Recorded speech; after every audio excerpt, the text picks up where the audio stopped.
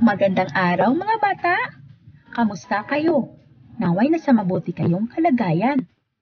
Ang ating pag-aralan ngayon sa Araling Panlipunan 1, Quarter 3, Week 7 ay tungkol sa mga alituntunin sa silid-aralan at sa paaralan. Handa na ba kayo? Tara na! Makinig at matuto kasama si Teacher Christine.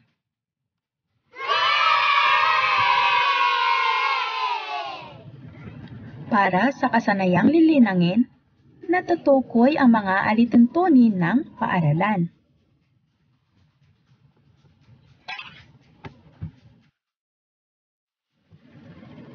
Ang layunin sa araling ito, matutukoy mo ang mga alituntunin sa silid-aralan at sa paaralan.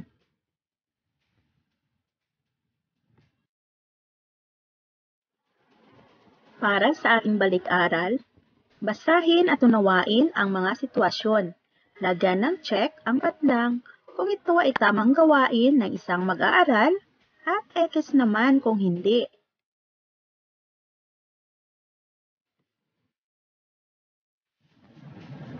Unang bilang, ayaw pumasok ni Rita sa paaralan. Check o X? X. Dapat masipag tayo pumasok sa ating paaralan. Pangalawa, si Jose ay laging nakikinig sa kanyang guro. Tama po ba ang ginagawa ni Jose? Magaling! Tama! Check! Pangatlo, si Ana ay mahilig magbasa.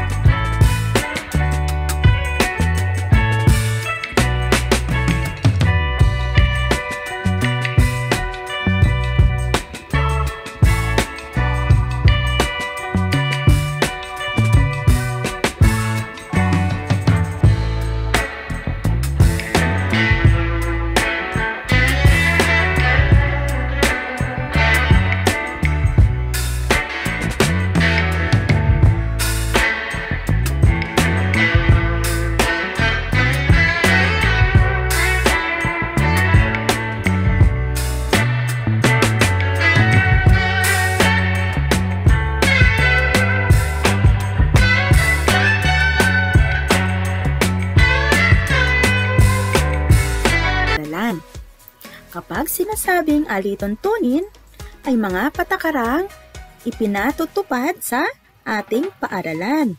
Ipinatutupad ang mga alituntunin para sa kaayusan at kabutihan ng mga mag-aaral.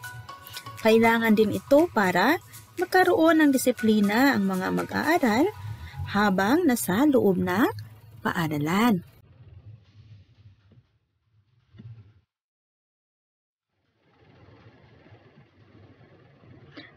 May iba't ibang alituntunin na dapat nating sundin sa loob at labas ng ating paaralan. Tulad sa ating tahanan, may mga alituntunin tayong kailangang sundin sa paaralan. Ang mga ito ay binuo upang mapanatili ang kaayusan sa ating paaralan.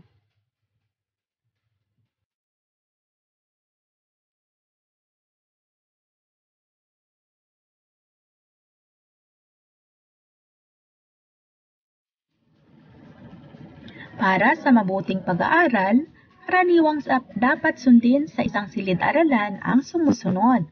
Una, pagsunod sa mga itinakdang oras tulad ng oras ng pagpasok at recess.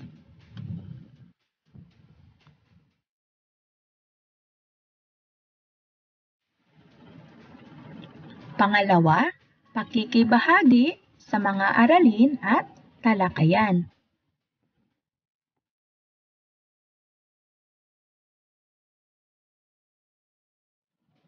Pangatlo, pagpapanatili sa katahimikan sa loob ng ating silid-aralan.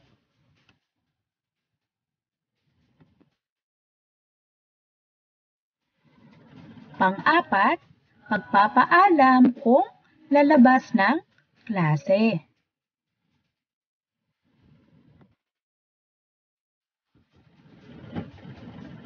Pang-lima, pagtupad sa iniatas na gawain.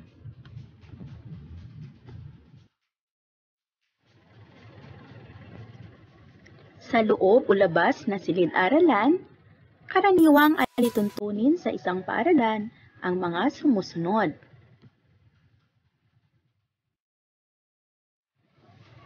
Una, pagpapakita ng kagandahang asal.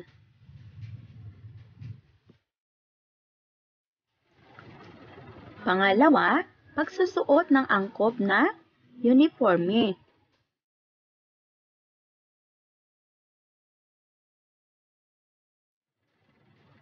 Pangtatlo, pagpapanatili ng kalinisan.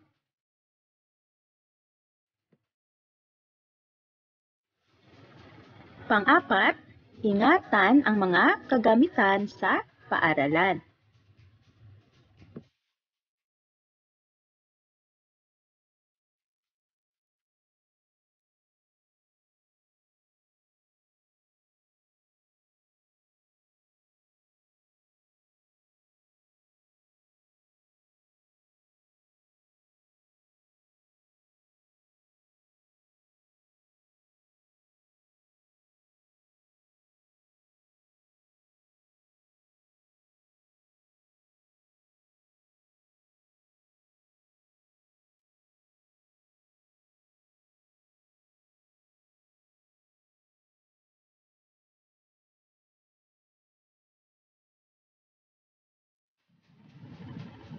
Tandaan, may iba't ibang alituntuning ipinapatupad sa paaralan.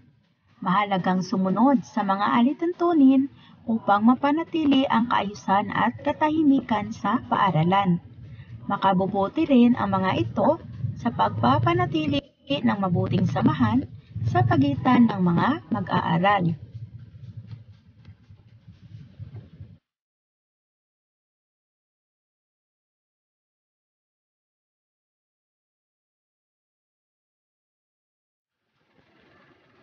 Salamat sa panonood mga bata, at laging tandaan, ang pagsunod sa mga alituntunin sa paaralan ay nagpapakita ng pakikiisa at pagiging disiplinadong mag-aaral.